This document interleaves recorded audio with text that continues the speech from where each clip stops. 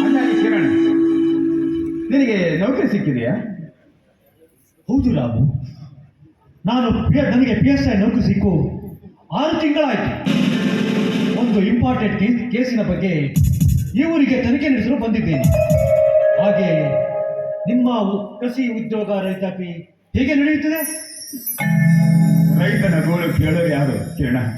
ನಿನಗೆ ಚೆನ್ನಾಗಿ ಗೊತ್ತಿದೆ ರೈತರ ಪರಿಸ್ಥಿತಿ ಇವತ್ತು ಯಾವ ಹಂತಕ್ಕೆ ಬಂದಿದೆ ಅಂತ.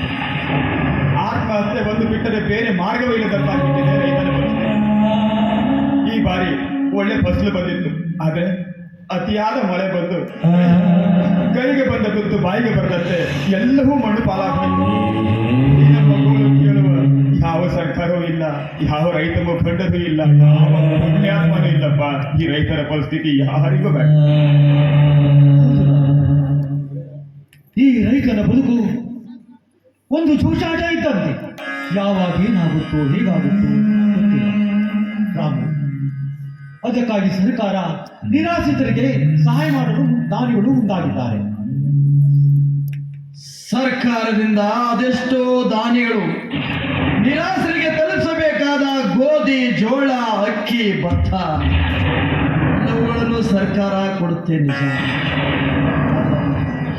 ಸರ್ಕಾರದಿಂದ ಬಂದ ಎಲ್ಲ ವಸ್ತುಗಳನ್ನ ಬಡಬಗ್ಗರಿಗೆ ಹಂಚುವ ಮೊದಲೇ ಅದರಲ್ಲಿ 90% ಭ್ರಷ್ಟ ದೇವೇಂದ್ರನಂತ MLAಗಳು, ಅವರ ಚೀಲಗಳಂತ ನಾಗೇಂದ್ರನಂತವರು ನುಂಗಿ ನೀರು ಕುಡಿದು ಉಳಿದ 10% ನಿರಾಶ್ರಿತರಿಗೆ ಹಂಚ್ತಾರೆ.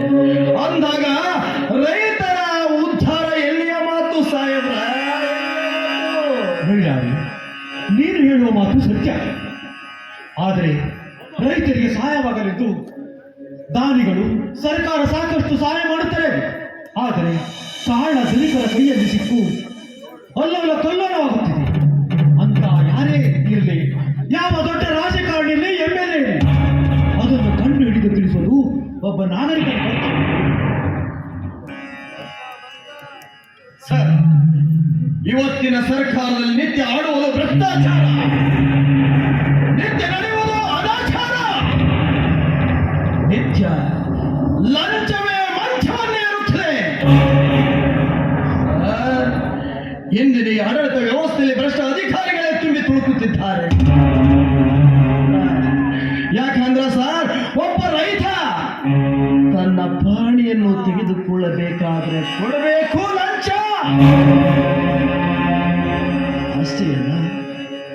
ಅಷ್ಟೇ ಅಲ್ಲ ಸರ್, ಒಂದು ಕೃಷಿ ಪತ್ತಿನ ಸಹಕಾರಿ ಬ್ಯಾಂಕಿನಲ್ಲಿ ಹೋಗಿ ಅವನು ತನ್ನ ಸಾಲವನ್ನು ತೆಗೆದುಕೊಳ್ಳಬೇಕಾದ್ರೆ ಕೊಡಬೇಕು ಲಂಚ.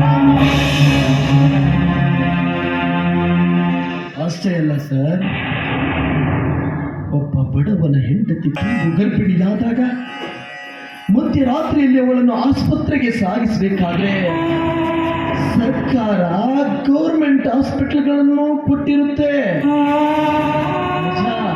ಆದ್ರೆ ಆ ತಾಯಿಯಲ್ಲಿ ಹೇಗೆ ನೋವಿಂದ ನರಳುತ್ತಾ ಇರ್ತಾಳೆ.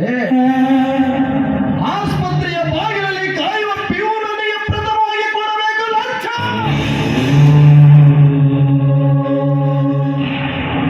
ಇಷ್ಟೇ ಅಲ್ಲ ಸರ್,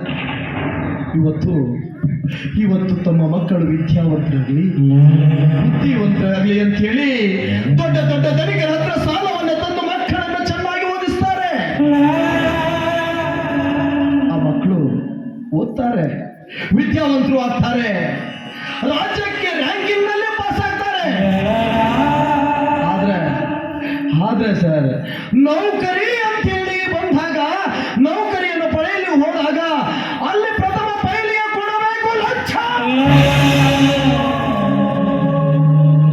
ಅಷ್ಟೇ ಅಲ್ಲ ಸಾಹೇಬ್ರೆ, ನಮ್ಮಂತದಿಷ್ಟೋ ಮುಗ್ಧ ರೈತರು ಕಾಳ ಧನಿಕರ ದರ್ಪಕ್ಕೆ ತುಳಿತಕ್ಕೆ ಒಳಗಾದಾಗ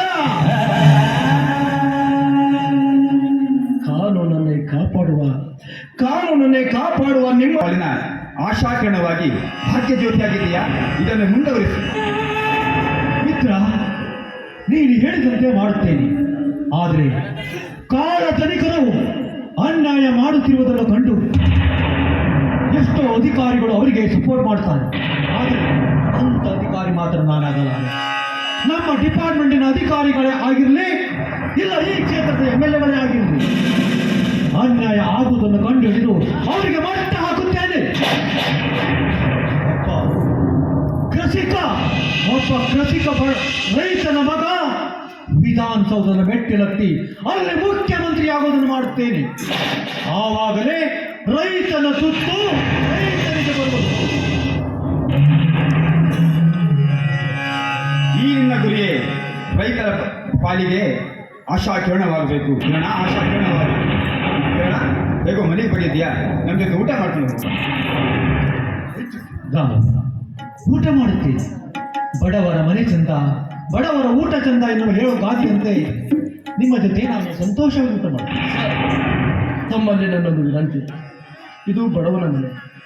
ಬಡವನ ಮನೆಯಲ್ಲಿ ನಿಮಗೆ ಕುಳಿತುಕೊಳ್ಳಲು ಸರಿಯಾದ ಆಸನವಿಲ್ಲ. ಹೇಗಾಗುತ್ತೋ ಗೊತ್ತಿಲ್ಲ. ನನ್ನ ಮುದ್ದಿನ ಮಡದಿ ತಮಗಾಗಿ ಭೋಜನವನ್ನು ಸಮರ್ಪಣೆ ಮಾಡ್ತಾಳೆ. ಆದರೆ ಒಂದು ಕಿವಿ ಮಾತನ್ನು ಹೇಳ ಬಯಸ್ತೀನಿ ಸರ್.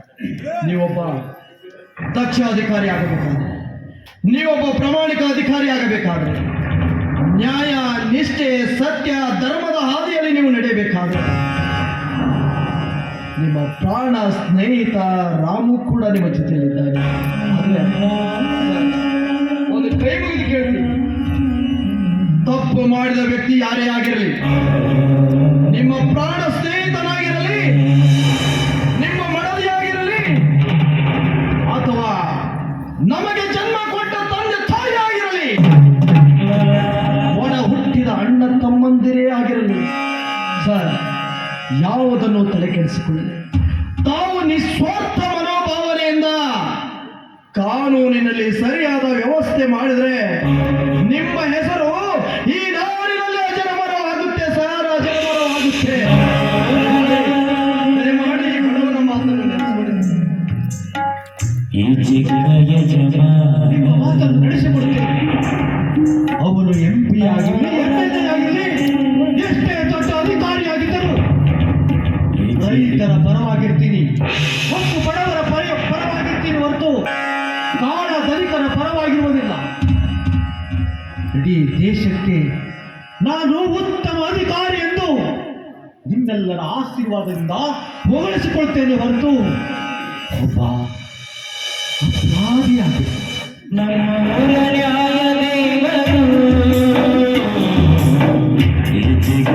ಜಮ